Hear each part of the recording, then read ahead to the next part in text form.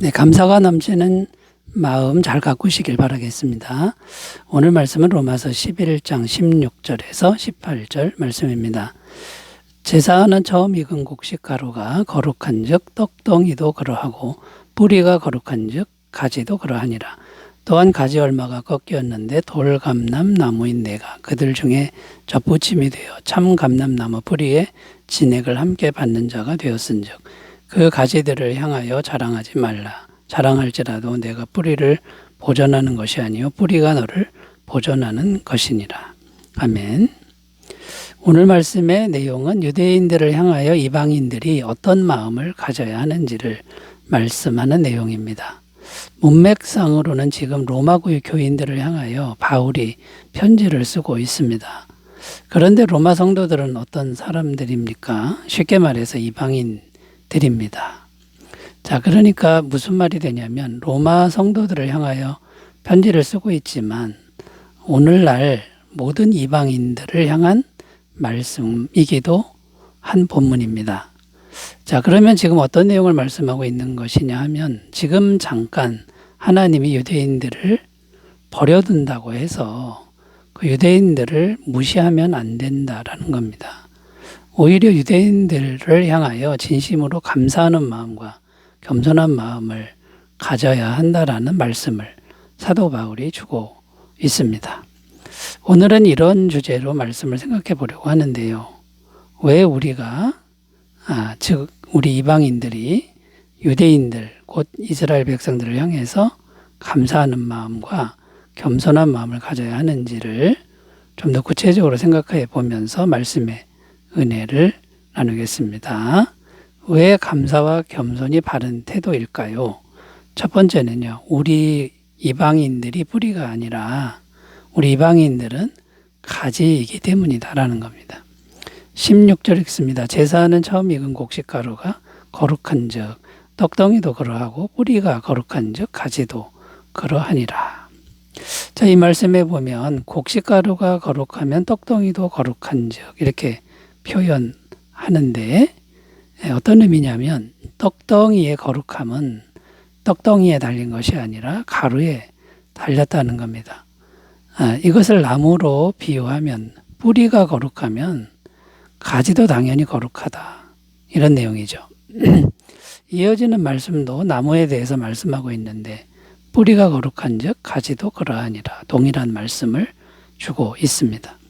자, 그러면 뿌리는 무엇이고 가지는 무엇입니까? 뿌리는 이스라엘 족장들의 신앙을 의미하는 겁니다. 지금 이스라엘 백성들은 율법주의인데 그 율법주의를 말하는 게 아니라 이스라엘 족속들의 그 시조가 되는 아브라함, 이삭, 야곱, 거룩한 선지자들, 주의 종들 이런 사람들의 신앙이 이스라엘 신앙의 뿌리가 되는 거죠. 이들의 신앙은 오직 믿음으로 구원과 은혜를 받는 신앙이었습니다. 이제 시간이 지나면서 율법주의로 변질이 된 것뿐이지 원래 뿌리는 믿음으로 구원과 은혜를 받는 신앙이었다라는 겁니다. 로마서 4장 2절 3절 만일 아브라함이 행위로서 의롭다 하심을 받았으면 자랑할 것이 있으려니와 하나님 앞에서는 없느니라. 성경이 무엇을 말하느냐. 아브라함이 하나님을 믿음에 그것이 그에게 의로 여겨진 바 되었느니라. 아브라함의 신앙은 율법주의가 아닙니다. 믿음으로 구원받는 신앙이었다라는 것이죠. 그런데 오늘날 이방인인 우리는 어떻게 구원을 받았습니까? 바로 이 족장들의 신앙의 뿌리에 연결되어 구원을 받았다는 것이죠. 그래서 우리 구원받은 이방인들을 가지라고 하는 겁니다. 우리가 뿌리가 아닌 겁니다. 우리는 가지일 뿐이다 라는 것이죠. 자, 그러므로 우리가 가질 바른 신앙의 마음, 신앙의 태도는 감사함이 마땅하고 겸손함이 마땅하다라는 것이죠. 이들 신앙의 뿌리가 되는 분들이 없었다면 오늘날 우리 이방인들의 구원도 없었을 것이고 우리는 영원한 저주와 형벌을 면치 못했을 것입니다. 여기서 또 우리가 반드시 생각할 것이 있는데 이스라엘이 지금은 잠깐 버림받은 것 같지만 그래도 신앙의 뿌리가 있는 민족이다. 신앙의 뿌리를 가지고 있는 민족이라는 겁니다. 반드시 하나님이 그 이스라엘도 바른 신앙으로 회복하실 것이라는 것이죠. 자, 우리가 이 부분에 대해서 겸손함으로 함께 기도해 주셨으면 좋겠습니다. 자, 두 번째로 가보겠습니다. 유대인들을 향한 바른 마음이 왜 감사와 겸손일까요? 두 번째는요, 우리는 본 가지가 아니라 접붙임된 가지이기 때문이다 라는 겁니다. 17절 읽습니다. 또 한 가지 얼마가 꺾였는데 돌감람나무인 내가 그들 중에 접붙임이 되어 참 감람나무 뿌리에 진액을 함께 받는 자가 되었은즉. 자, 여기 보면 또 한 가지 얼마가 꺾였는데 이렇게 기록하는데, 이게 무슨 말이냐면 이스라엘 백성들 중에 족장들의 신앙과 다른 신앙을 가진 자들이 있었다는 것이죠. 쉽게 말해 믿음으로 구원받는 게 아니라 율법을 지킴으로 구원을 얻고자 하는 율법주의자들이 있었다는 것입니다. 그런데 율법주의로는 절대 구원을 못 받습니다. 그런데 구원을 못 받는데도 너무나 고집스럽게 이것을 집착하고 또 이것을 주장한다라는 거죠. 그래서 결국은 꺾인 가지가 되었는데, 꺾였다라는 말은 하나님께 버림받는 존재가 되었다라는 것입니다. 자, 그런데 그 꺾인 부분에 누가 접붙임된 것이냐? 바로 이방인인 우리가 접붙임된 것이다라는 겁니다. 그래서 말씀에 뭐라고 지금 말씀하고 있냐면, 돌감람나무인 네가 그들 중에 접붙임이 되어 참 감람나무 뿌리의 진액을 함께 받는 자가 되었은즉, 이렇게 기록하고 있습니다. 자, 그러니까 우리 이방인들은 어떤 나무입니까? 돌감람나무다라는 거죠. 참 감람나무는 누구입니까? 이스라엘 사람들입니다. 이스라엘 민족이죠. 자, 그렇다면 우리들은 어떤 마음을 갖는 것이 맞는 겁니까? 감사하는 마음과 겸손한 마음이 맞다는 겁니다. 우리는 참 감람나무도 아니고 돌감람나무라는 겁니다. 들판에 있는 아무 쓸모없던 그런 돌감람나무였다는 것이죠.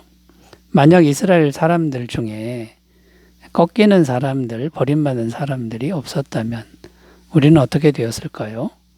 물론 그래도 하나님은 이방인들을 어떻게든 구원하셨을 겁니다. 참 감람나무에 어떻게든 접붙임을 해 주셨을 것입니다. 어쨌든 우리 이방인들은 접붙여져야만 구원이 되는 존재들이라는 것이죠. 자, 무조건 참 신앙인 복음의 뿌리에 접붙임 된 것이 구원인데, 우리가 그렇게 일방적 은혜, 무조건적 은혜로 구원을 받은 것이죠.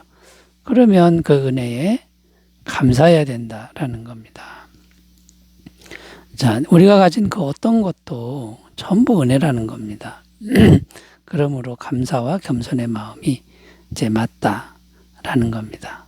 자, 우리가 오늘날 우리들도 항상 우리 자신이 돌감람나무인 것을 기억하고 그냥 무작정 접붙여 주신 그 은혜에 감사하는 마음, 겸손한 마음을 항상 잘 가지시기 바라겠습니다. 마가복음 2장 17절, 예수께서 들으시고 그들에게 이르시되 건강한 자에게는 의사가 쓸데없고 병든 자에게라야 쓸데있느니라.